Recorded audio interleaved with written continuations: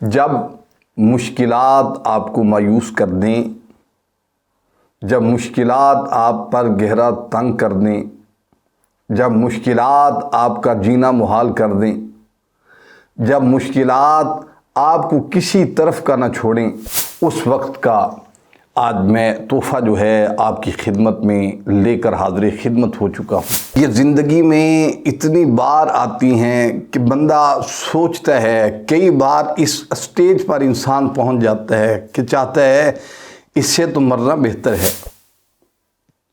اور جو مرد ہوتے ہیں، مرد وہ مشکلات کا سامنا کرتے ہیں۔ اللہ الرحمن الرحیم، نحمدہ و نصلی علی رسولہ الکریم، اما بعد، فاعوذ باللہ من الشیطان الرجیم، بسم اللہ الرحمن الرحیم۔ حضرات محترم، امید ہے آپ خیریت سے ہوں گے۔ آج میں آپ کی خدمت میں ایک بار پھر حاضر خدمت ہوں۔ جب مشکلات آپ کو مایوس کر دیں، جب مشکلات آپ پر گہرا تنگ کر دیں، جب مشکلات آپ کا جینا محال کر دیں، جب مشکلات آپ کو کسی طرف کا نہ چھوڑیں، جب مشکلات ایسی ہوں کہ آپ پریشان ہوں کہ نکلوں تو نکلوں کس جگہ سے، اس وقت کا آج میں تحفہ جو ہے آپ کی خدمت میں لے کر حاضر خدمت ہو چکا ہوں۔ حضرات محترم، مشکلات جو ہیں یہ زندگی میں اتنی بار آتی ہیں کہ بندہ سوچتا ہے، کئی بار اس اسٹیج پر انسان پہنچ جاتا ہے کہ چاہتا ہے اس سے تو مرنا بہتر ہے۔ اور جو مرد ہوتے ہیں، مرد وہ مشکلات کا سامنا کرتے ہیں۔ مردانگی جو ہوتی ہے انسان کی، اس پر آپ غور و فکر کریں کہ مشکلات سے مرد نہیں بھاگتے، مرد جو ہیں وہ مشکلات کے سامنے دیوار بن کر کھڑے ہو جاتے ہیں اور کہتے ہیں کہ مشکلات آئی ہیں، اللہ تعالیٰ ٹال بھی دے گا۔ جس نے یہ مشکلات بھیجی ہیں اس نے اس کا حال بھی سوچا ہوگا اور رکھا ہوگا۔ لہذا آپ نے یہ کوشش کرنی ہے کہ مشکلات کے سامنے آپ سلنڈر مت کریں، اب ان کا مقابلہ کریں، مردانگی کے ساتھ جینا سیکھیے۔ اور جب یہ آپ اس طاقت کا، اس جنون کا اظہار کریں گے تو یہ سب انشاءاللہ تبارک و تعالی مشکلات دور ہو جائیں گی۔ کوئی بات نہیں ہے، کوئی بڑا مسئلہ نہیں ہے۔ آپ نے کرنا کیا ہے؟ قرآن مجید لے لینا ہے، قرآن مجید فرقان حمید کو آپ نے کھول لینا ہے اور ہر سطر پر آپ نے انگلی پھیرتے جانا ہے۔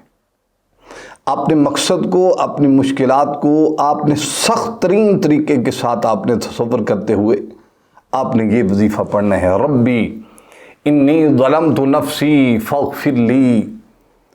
یہ آپ نے وظیفہ پڑھنا ہے۔ پھر سن لیجئے، ربی انی ظلمت نفسی فاغفر لی۔ یہ پڑھیں 3 بار، 7، 14 یا 21 دن میں پورا قرآن مجید آپ نے ختم کرنا ہے۔ کتنے دنوں میں؟ 3، 7، 14 یا 21 دن میں پورا قرآن مجید فرقان حمید کو آپ ختم کریں۔